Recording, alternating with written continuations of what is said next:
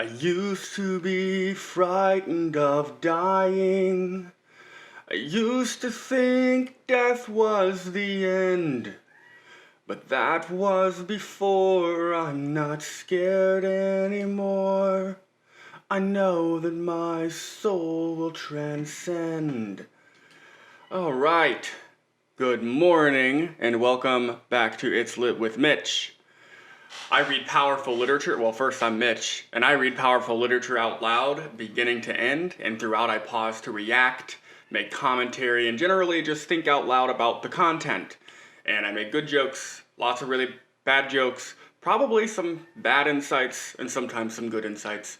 But I'm always seeking, the reason I do this is I seek to expand my knowledge and understanding about topics with which I'm not as familiar as I'd like to be. So it is the anti-ignorance and it is the anti-expert and pro-curing one's own ignorance podcast.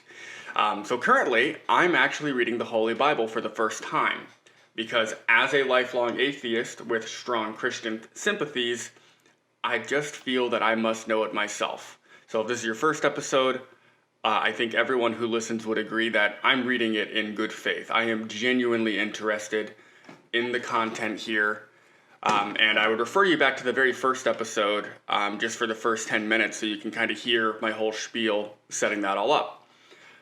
Today, well, we're in book of Exodus now. Today we're going to start at chapter 13 of Exodus. Essentially, the Israelites just left Egypt, and that's sort of where we left off. So I don't have a lot today. We're just going to jump right in. Other than two things. I always say that. We're going to jump right in, but there's always more stuff. First, please join my email list. It's lit at itslitwithmitch.com. You can sign up on the website, itslitwithmitch.com. It's very helpful if you join the email list. You can subscribe to the YouTube channel or subscribe to my podcast. That's awesome. And I thank you for listening. But with growing censorship, we don't know what direction that's going to go in, and I would love to be able to just send you episodes directly if I need to. And the second thing is I got a new camera. So I'm really excited about that. It looks a lot better, doesn't it? You can read the signs. You can see my Rush collection, autographed Rush books, my Ayn Rand collection, so you know I'm a real atheist. It's really exciting. So, I'm excited to have the new camera. I think it makes me look prettier already. And anyway, okay, we're going to get started. Chapter 13 of Exodus. I need my highlighter, not a meat thermometer. All right. Chapter 13, Dedication of the Firstborn. Then the Lord said to Moses, "Dedicate to me every firstborn." Oh, that's right. I just learned about Passover. I do have something to talk about in that I learned about Passover being a celebration of when the Lord first passed over these houses and did not kill the firstborn sons in each of those houses. That's kind of a big deal. The Lord just killed a ton of firstborn sons. Now, they were firstborn sons of slave masters. And so they themselves were going to be slave masters of the Israelites themselves. So I can kind of see where the Lord's coming from. Good for the Israelites to have the Lord on their side. So anyway, dedicate to me every firstborn among the Israelites. The first offspring to be born of both humans and animals belongs to me. So Moses said to the people, This is a day to remember forever. The day you left Egypt, the place of your slavery. Today, the Lord has brought you out by the power of his mighty hand. It says in parentheses, remember, eat no food containing yeast. On this day in early spring, in the month of Abib, you have been set free.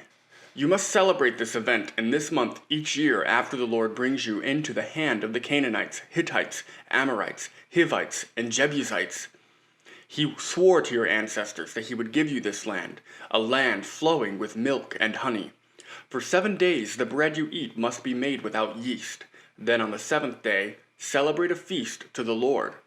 Eat bread without yeast during those 7 days. They're really redundant on that. In fact, there must be no yeast or any yeast at all found within the borders of your land during this time. Yeast is really important. Really. Not a yeast fan, God is. On the 7th day, you must explain to your children, I am celebrating what the Lord did for me when I left Egypt. This annual festival will be a visible sign to you, like a mark branded on your hand or your forehead. Let it remind you always to recite the teaching of the Lord. With a strong hand, the Lord rescued you from Egypt. So observe the decree of this festival at the appointed time each year. This is what you must do when the Lord fulfills the promise he swore to you and your ancestors. When he gives you the land where the Canaanites now live, you must present all firstborn sons and firstborn male animals to the Lord, for they belong to him. A firstborn donkey may be brought back from the Lord by presenting a lamb or young goat in its place. May be bought back from the Lord. But if you do not buy it back, you must break its neck. However, you must buy back every firstborn son.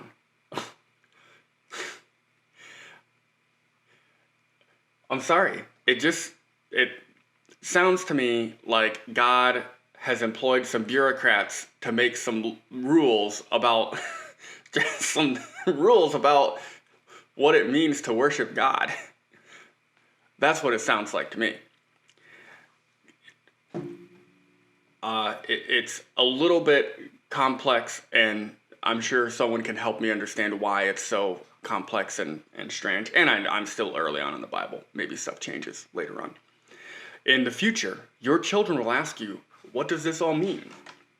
Then you will tell them, with the power of his mighty hand, the Lord brought us out of Egypt, the place of our slavery. Pharaoh stubbornly refused to let us go, so the Lord killed all the firstborn males throughout the land of Egypt, both people and animals. That is why I now sacrifice all the firstborn males to the Lord, except that the firstborn sons are always bought back.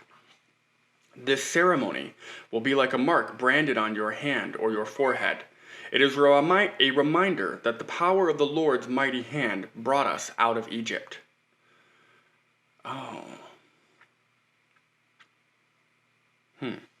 Israel's wilderness detour. When the Pharaoh finally let the people go, God did not lead them along the main road that runs through Philistine territory, even though that was the shortest route to the Promised Land. God said, if the people are faced with a battle, they might change their minds and return to Egypt. So God led them in a roundabout way through the wilderness toward the Red Sea. Thus the Israelites left Egypt like an army, ready for battle. Moses took the bones of Joseph with him, for Joseph had made the sons of Israel swear to do this. He said, God will certainly come to help you. When he does, you must take my bones with you from this place. The Israelites left Succoth and camped at Etham on the edge of the wilderness. The Lord went ahead of them. He guided them during the day with a pillar of a cloud, and he provided light at night with a pillar of a fire.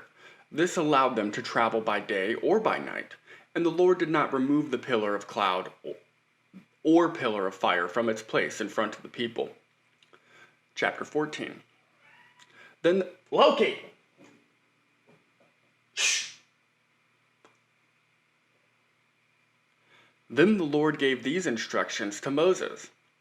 Order the Israelites to turn back and camp by Pi-hahiroth, between Migdol and the sea. Camp there along the shore, across from Baal-Zephon. Then Pharaoh will think the Israelites are confused. They are trapped in the wilderness. And once again I will harden Pharaoh's heart, and he will chase after you. I have planned this in order to display my glory through Pharaoh and his whole army. After this, the Egyptians will know that I am the Lord." So the Israelites camped there as they were told. The Egyptians pursue Israel. When word reached the king of Egypt that the Israelites had fled, Pharaoh and his officials changed their minds. "What have we done, letting all those Israelite slaves get away?" they asked. So Pharaoh harnessed his chariot and called his troops. He took with him 600 of Egypt's best chariots, along with the rest of the chariots of Egypt, each with its commander. The Lord hardened the heart of Pharaoh and the king of Egypt, so he chased after the people of Israel, who had left with fists raised in defiance. The Egyptians chased after them with all the forces in Pharaoh's army, all his horses and chariots, his charioteers and his troops. The Egyptians caught up with the people of Israel as they were camped beside the shore near Pahaharoth, across from Baal-Zephon. As Pharaoh approached, the people of Israel looked up and panicked when they saw the Egyptians overtaking them. They cried out to the Lord, and they said to Moses, "Why did you bring us out here to die in the wilderness?"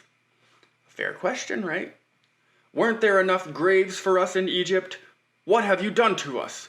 Why did you make us leave Egypt? Didn't we tell you this would happen while we were still in Egypt? We said, 'Leave us alone. Let us be slaves to the Egyptians. It's better to be a slave in Egypt than a corpse in the wilderness.' I am not so certain." But Moses told the people, "Don't be afraid. Just stand still and watch the Lord rescue you today. The Egyptians you see today will never be seen again. The Lord himself will fight for you. Just stay calm." And I'm just going to take a second because I know what's coming. I know this story. Never read it for myself, but I know what's happening. But it says, the Egyptians are crying out, "It's better to be a slave in Egypt than a corpse in the wilderness." And counter to the, modern day, well, I shouldn't say modern day, but counter to a few centuries ago, American sentiment, live free or die. Very different from "it's better to be a slave in Egypt than a corpse in the wilderness." So, escape through the Red Sea. Then the Lord said to Moses, "Why are you crying out to me? Tell the people to get moving." "Pick up your staff and raise your hand over the sea. Divide the water so the Israelites can walk through the middle of the sea on dry ground, and I will harden the hearts of the Egyptians, and they will charge in after the Israelites. By my great glory will be displayed through Pharaoh and his troops, his chariots and his charioteers. When my glory is displayed through them, all Egypt will see my glory and know that I am the Lord." Then the angel of God, who had been leading the people of Israel, moved to the rear of the camp. The pillar of cloud also moved from the front and stood behind them. The cloud settled between the Egyptian and Israelite camps. As darkness fell, the cloud turned to fire, lighting up the night. When the Egyptians and Israelites did not approach each other, all night. Then Moses raised his hand over the sea, and the Lord opened up a path through the water with a strong east wind. The wind blew all night, turning the seabed into dry land.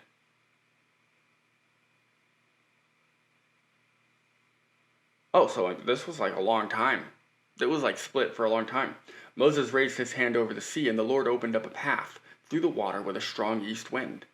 The wind blew all that night, turning the seabed into dry land. So the people of Israel walked through the middle of the sea on dry ground, with walls of water on each side.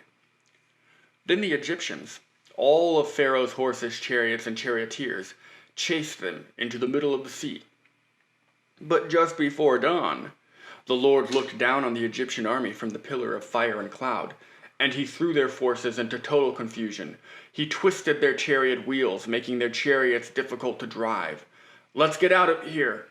Away from these Israelites!" the Egyptians shouted. "The Lord is fighting for them against Egypt."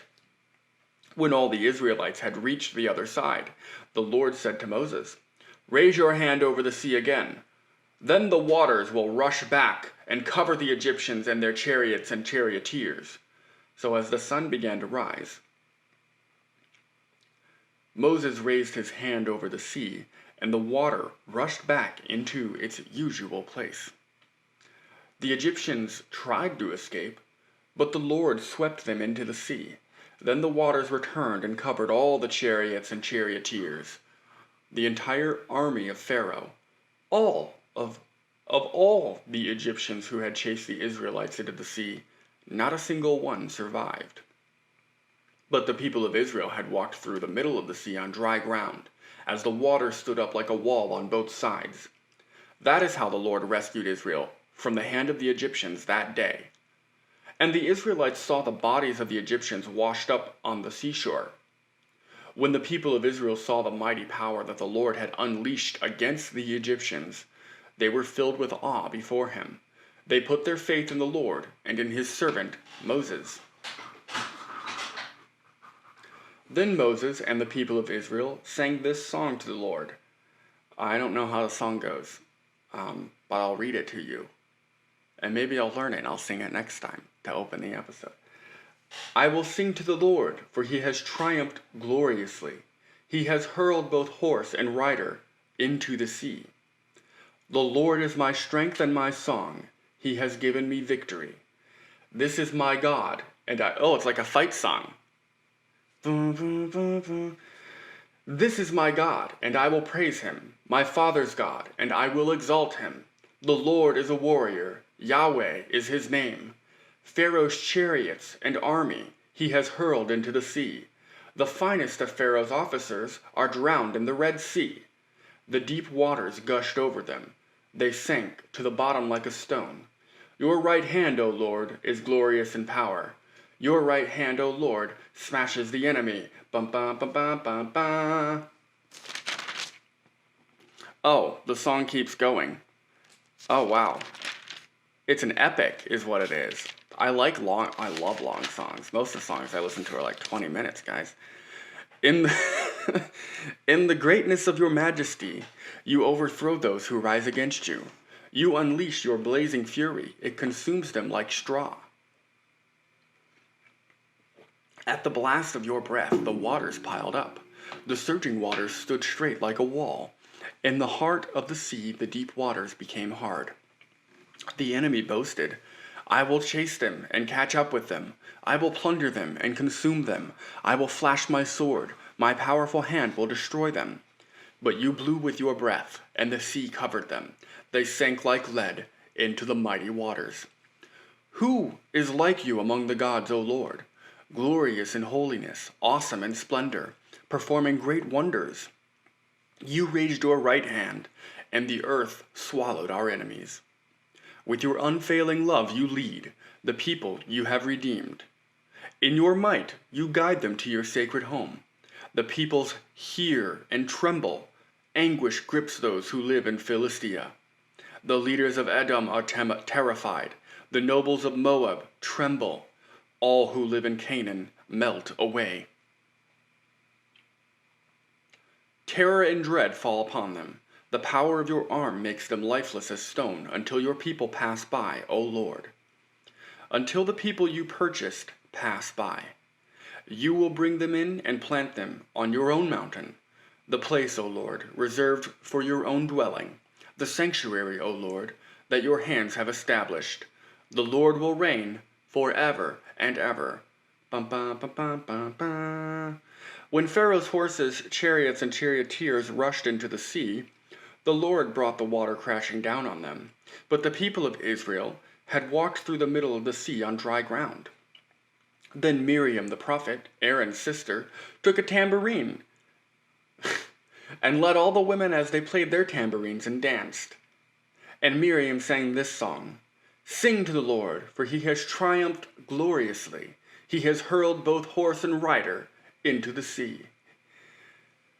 Just these tambourine ladies. They evidently, tambourine ladies were prolific even 2000, I don't know when this is actually. I have no idea. We're before Christ. So, I don't know, 2,500 years ago. I don't know. But tambourine ladies were prolific back then too. Who'd have thought? Bitter water at Marah. Then Moses led the people of Israel away from the Red Sea, and they moved out into the desert of Shur. They traveled into this desert for 3 days without finding any water. When they came to the oasis of Marah, the water was too bitter to drink. So they called the place Marah, which means bitter. I was just going to say how coincidental. The place was called Marah, and they found it, and it was called bitter, and Marah means bitter. Interesting. That was dumb. That was one of my dumb jokes. Then the people complained and turned against Moses. "What are we going to drink?" they demanded. So Moses cried out to the Lord for help, and the Lord showed him a piece of wood. Moses threw it into the water, and this made the water good to drink. It was there at Marah that the Lord set before them the following decree as a standard to test their faithfulness in him. He said, "If you will listen carefully to the voice of the Lord your God and do what is right in his sight, obeying his commands and keeping all his decrees, then I will not make you suffer any of the diseases I sent on the Egyptians, for I am the Lord who heals you." After leaving Marah, the Israelites traveled on to the oasis of Elim, where they found 12 springs and 70 palm trees. They camped there beside the water. Well, it sounds like a resort town. Chapter 16. Manna and quail from heaven. Then the whole community of Israel set out from Elim and journeyed into the wilderness of Sin, between Elim and Mount Sinai. They arrived there on the 15th day of the 2nd month, 1 month after leaving the land of Egypt. There too, the whole community of Israel complained about Moses and Aaron. "If only the Lord had killed us back in Egypt," they moaned. "There we sat around pots filled with meat and ate all the bread we wanted. But now you have brought us into this wilderness to starve us all to death." Interesting. That is a biblical account. That appears to me to be a biblical account of people revering their slave masters over over personal responsibility, over the liberty of personal responsibility, right? Gosh. At least when we were slaves, we had houses and we sat around pots with meat and ate all the bread we wanted. Now we have to fend for ourselves. And this sucks. Interesting. Then the Lord said to Moses, "Look, I'm going to rain down food from heaven for you. Each day, the people can go out and pick up as much food as they need for that day. I will test them in this to see whether or not they will follow my instructions. On the 6th day, they will gather food, and when they prepare it, there will be twice as much as usual." So Moses and Aaron said to all the people of Israel, "By evening, you will realize it was the Lord who brought you out of the land of Egypt. In the morning you will see the glory of the Lord, because he has heard your complaints, which are against him, not against us." It's against management. It's not against upper management. It's not against us. We're lowly managers. Then Moses said to Aaron, "Announce this to the entire community of Israel. Present yourselves before the Lord, for he has heard your complaining." And as Aaron spoke to the whole community of Israel, they looked out toward the wilderness. There they could see the awesome glory of the Lord in the cloud. Then the Lord said to Moses, "I have heard the Israelites' complaints. Now tell them, in the evening you will have meat to eat, and in the morning you will have all the bread you want. Then you will know that I am the Lord your God." That evening, vast numbers of quail flew in and covered the camp. And the next morning the area around the camp was wet with dew. When the dew evaporated, a flaky substance as fine as frost blanketed the ground. The Israelites were puzzled when they saw it. "What is it?" they asked each other. They had no idea what it was. And Moses told them, "It is the food the Lord has given you to eat. These are the Lord's instructions. Each household should gather as much as it needs. Pick up 2 quarts for each person in your tent." So the people of Israel did as they were told. Some gathered a lot, some only a little, but when they measured it out, everybody had just enough. Those who gathered a lot had nothing left over, and those who gathered only a little had enough. Each family had just what it needed. I gotta mark that down. I have a thought there that I have to work out later. Then Moses told them, "Do not keep any of it until morning." But some of them didn't listen and kept some of it until morning. That was like, then Moses told them, "Don't keep any of it until morning." And the narrator says, "But some of them didn't listen and kept some of it until morning." But by then, it was full of maggots and had a terrible smell. Moses was very angry with them. After this, the people gathered the food morning by morning, each family according to its need. Now we can pick up on my thought that's coming along later. And as the sun became hot, the flakes they had not picked up melted and disappeared. On the 6th day, they gathered twice as much as usual. Then all the leaders of the community came and asked Moses for an explanation. He told them, "This is what the Lord commanded. Tomorrow," this is what the boss said, guys. "Tomorrow will be a day of complete rest, a holy Sabbath day, set apart for the Lord. So bake or boil as much as you want today, and set aside what is left for tomorrow." So they put some aside until morning, just as Moses had commanded. And in the morning the leftover food was wholesome and good, without maggots or odor. Moses said, "Eat this food today, for today is a Sabbath day dedicated to the Lord. There will be no food on the ground today. You may gather the food for 6 days, but the 7th day is the Sabbath. There will be no food on the ground that day." All right, I'm going to work out this thought here because I had a thought and then I've solved it. So, first, I got to mark my spot. So first, I talked about that moment of them revering their slavery and being angry at liberty, at having personal responsibility. Right? And so then we kind of read along a little bit more, and the Lord answers their prayers and provides the food to the people. The quail fly in, and I guess the stuff falls on the ground that they use to make bread or something like that. I don't know how to make bread from stuff that falls on the ground, but I guess they're doing it. And then they even use that line that the people gathered the food morning by morning, each family according to its need. And so, essentially, what we're getting to is that they revered their slavery back in Egypt at this point because they were critical of and cynical about their personal responsibility.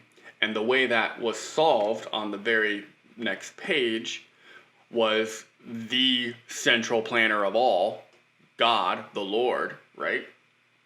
Basically providing them food and them gathering according to need, right? And so then I'm thinking, all right, this has some just economic, I would say communist themes in it. Obviously, this outdates communism, but it doesn't outdate collectivism or, central planning. It just has lots of names throughout the millennia. Then, what I just read, even further on, is that so they put some aside until morning. And Moses says, "Eat this today, for today is Sabbath day dedicated to the Lord. There will be no food on the ground today, but you may gather food for 6 days. But the 7th day is the Sabbath. There will be no food on the ground that day." And so now I'm realizing that what I was thinking isn't really relevant, nor the point. So we can disregard everything I said, because the purpose of this is just to teach people about rest on the 7th day, and to make sure that you're preparing enough to eat on the 7th day. At least I think. Maybe I'm going to read more here, but that's just what I'm thinking right now. And as such, my other point also is irrelevant, whether the Lord explicitly provides, the food, the quail that flies in, or the frost bread on the ground.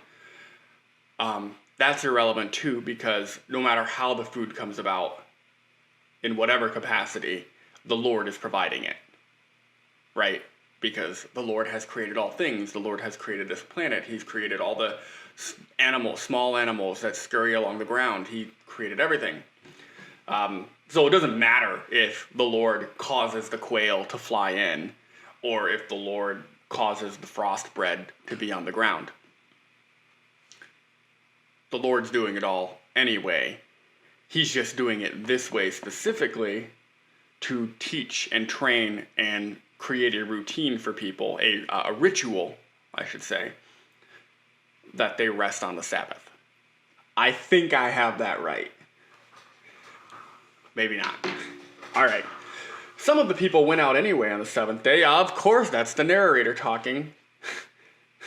Some people went out anyway on the seventh day, but they found no food. The Lord asked Moses, "How long will these people refuse to obey my commands and instructions? They must realize that the Sabbath is the Lord's gift to you. That is why he gives you a 2-day supply on the 6th day. So there will be enough for 2 days."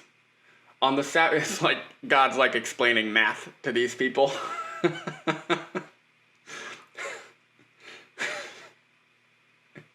If you look at it through the lens that I started seeing it of like upper management to to like the other employees who are carrying everything out, this is hilarious to me.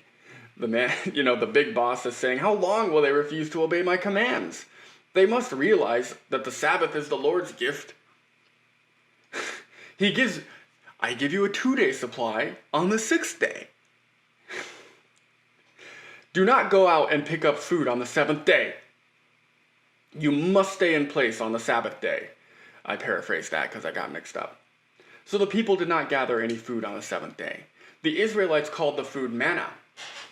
It was white, like coriander seed. Manna. Where do I know that word? Manna. Oh. Magic the Gathering, the card game. Real nerdy stuff. Love that. Manna. It was white like coriander seed, and it tasted like honey wafers. Then Moses said, "This is what the Lord has commanded. Fill a 2-quart container with manna to preserve it for your descendants. Then later generations will be able to see the food I gave you in the wilderness when I set you free from Egypt." Moses said to Aaron, "Get a jar and fill it with 2 quarts of manna. Then put it in a sacred place before the Lord to preserve it for all future generations." Aaron did just as the Lord had commanded at Moses. He eventually placed it in the Ark of the Covenant, in front of the stone tablets inscribed with the terms of the covenant. So the people of Israel ate manna for 40 years until they arrived at the land where they would settle. They ate manna until they came to the border of the land of Canaan. The container used to measure the manna was an omer, which was 1/10 of an ephah. It held about 2 quarts. Chapter 17. Water from the rock. At the Lord's command, the whole community of Israel left the wilderness of Sin and moved from place to place. Eventually they camped at Rephidim, but there was no water there for the people to drink. So once more the people complained against Moses. "Give us water to drink," they demanded. Big complainers. "Quiet," Moses replied. "Why are you complaining against me? And why are you testing the Lord?" But tormented by thirst, they continued to argue with Moses. "Why did you bring us out of Egypt? Are you trying to kill us, our children, and our livestock with thirst?" Then Moses cried out to the Lord, "What should I do with these people? They're ready to stone me." The Lord said to Moses, "Walk out in front of the people. Take your staff, the one you used when you struck the water of the Nile, and call some of the elders of Israel to join you. I will stand before you on the rock at Mount Sinai. Strike the rock, and water will come gushing out. Then the people will be able to drink."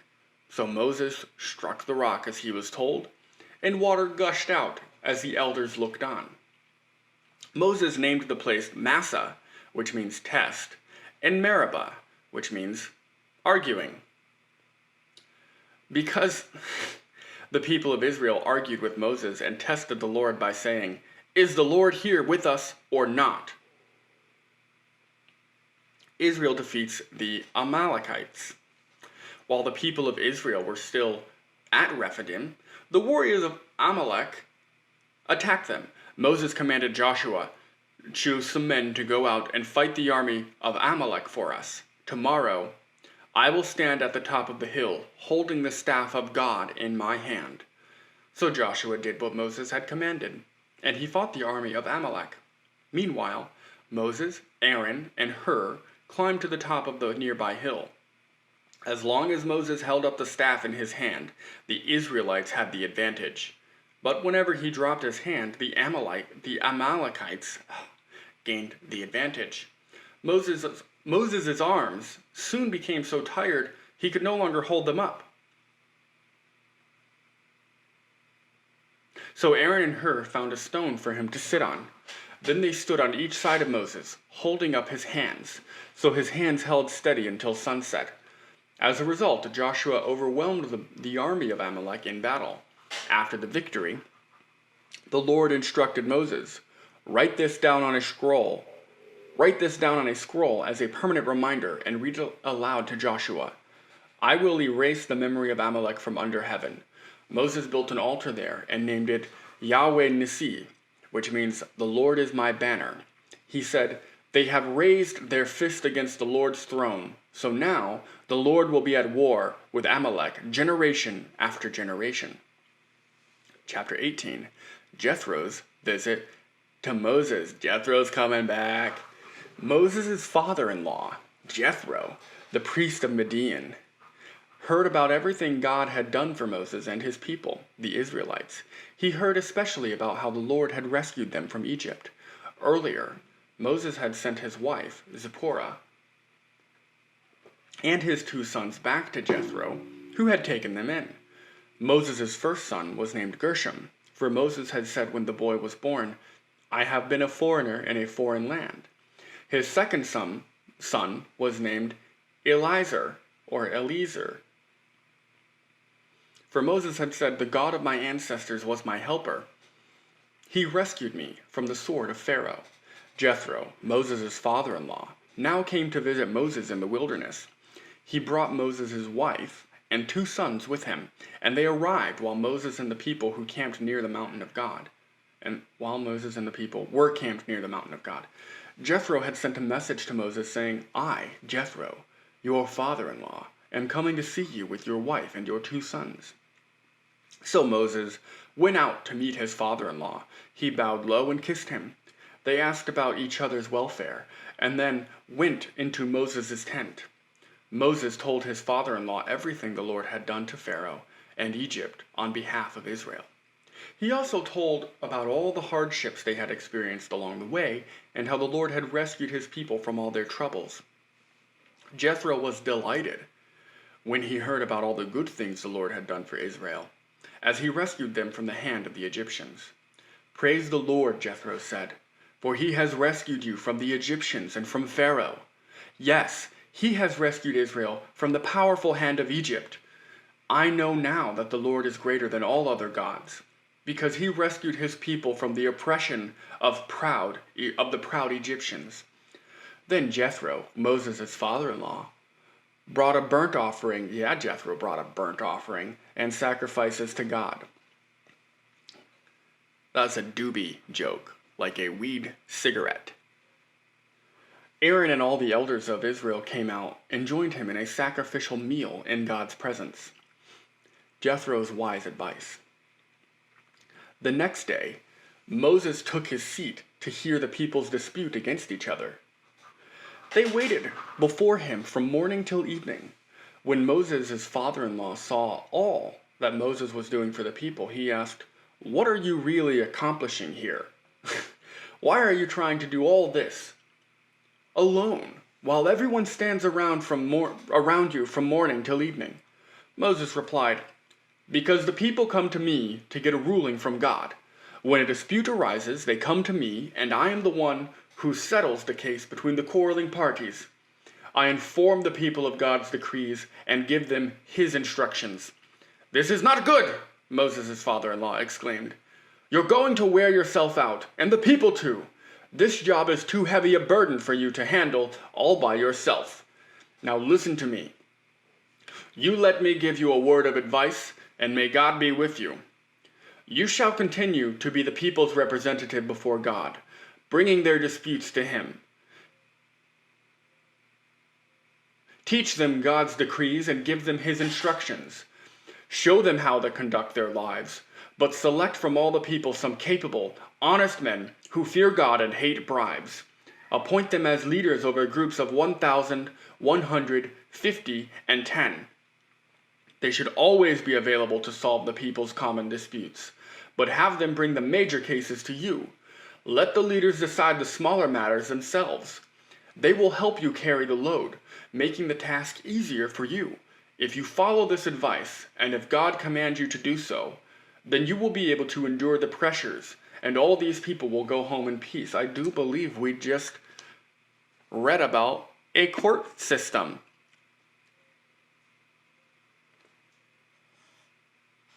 Fascinating. It's a court system and a government. Nifty. I'm going to be looking at it. I can't wait. I'm going to have to look into that more on my own. Talk more about that in a minute, on the next episode. Moses listened to his father-in-law's advice and followed his suggestions. He chose capable men from all over Israel and appointed them as leaders over the people. He put them in charge of groups of 1,000, 100, 50, and 10. These men were always available to solve the people's common disputes. They brought the major cases to Moses, but they took care of the smaller matters themselves.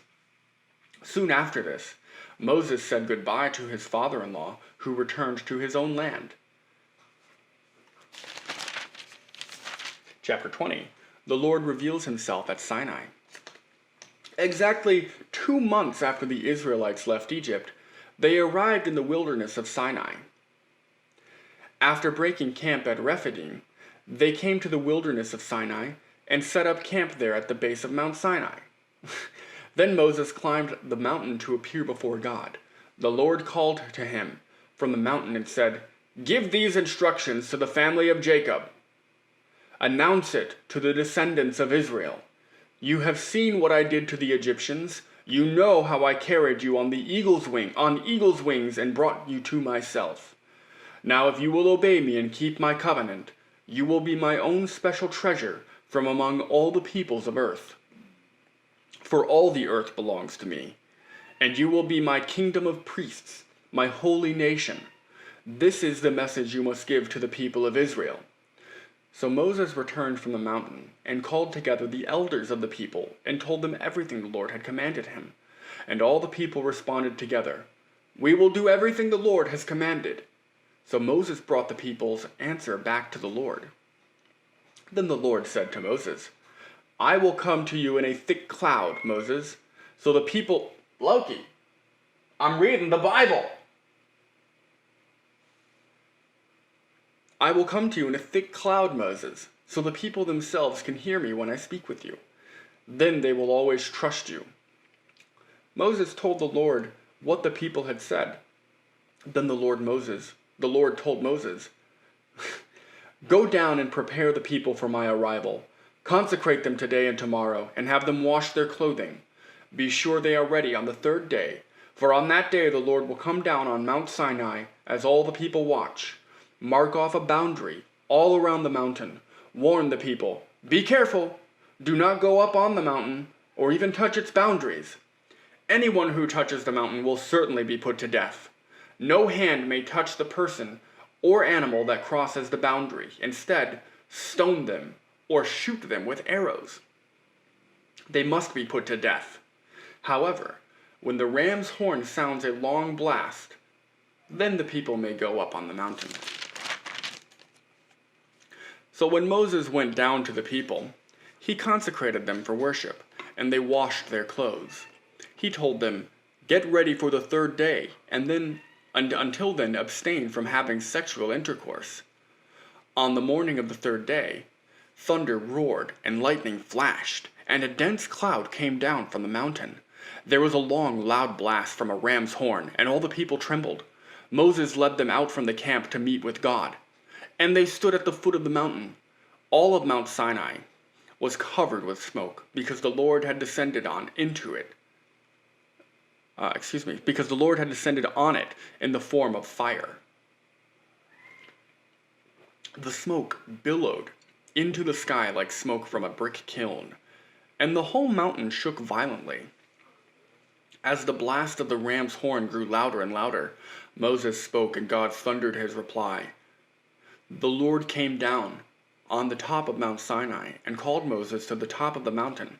So Moses climbed the mountain. Then the Lord told Moses, "Go back down and warn the people not to break through the boundaries to see the Lord, or they will die." Even the priests who regularly come near to the Lord must purify themselves so that the Lord does not break out and destroy them. "But Lord," Moses protested, "the people cannot come up to Mount Sinai. You already warned us. You told me, 'Mark off a boundary all around the mountain to set it apart as holy.'" But the Lord said, "Go down and bring Aaron back up with you. In the meantime, do not let the priests or the people break through to approach the Lord, or he will break out and destroy them." So Moses went down to the people and told them what the Lord had said. 10 Commandments for the covenant community. Then God gave the people all these instructions. "I am the Lord your God, who rescued you from the land of Egypt, the place of your slavery. You must not have any other God but me. You must not make for yourself an idol of any kind, or an image of anything in the heavens, or on the earth, or in the sea. You must not bow down to them or worship them, for I, the Lord your God, am a jealous God, who will not tolerate your affection for any other gods. I lay the sins of the parents upon their children. The entire family is affected, even children in the 3rd and 4th generations of those who reject me. But I lavish unfailing love for 1,000 generations on those who love me and obey my commands. You must not misuse the name of the Lord your God. The Lord will not let you go unpunished if you misuse his name. Remember to observe the Sabbath day by keeping it holy. You have 6 days each week for your ordinary work, but the 7th day is a Sabbath day of rest dedicated to the Lord your God. On that day no one in your household may do any work. This includes you, your sons and daughters, your male and female servants, your livestock, and any foreigners living among you. For in 6 days the Lord made the heavens, the earth, the sea, and everything in them. But on the 7th day he rested. That is why the Lord blessed the Sabbath day and set it apart as holy. Honor your father and mother. Then you will live a long, full life in the land the Lord your God is giving you. You must not murder. You must not commit adultery. You must not steal. You must not testify falsely against your neighbor. You must not covet your neighbor's house. You must not covet your neighbor's wife, male or female servant, ox or donkey, or anything else that belongs to your neighbor.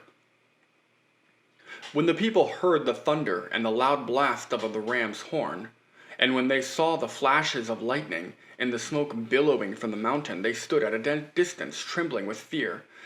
And they said to Moses, "You speak to us and we will listen, but don't let God speak directly to us, or we will die." "Don't be afraid," Moses answered them, "for God has come in this way to test you, and so that your fear of him will keep you from sinning." As the people stood in the distance, Moses approached the dark cloud where God was. Proper use of altars.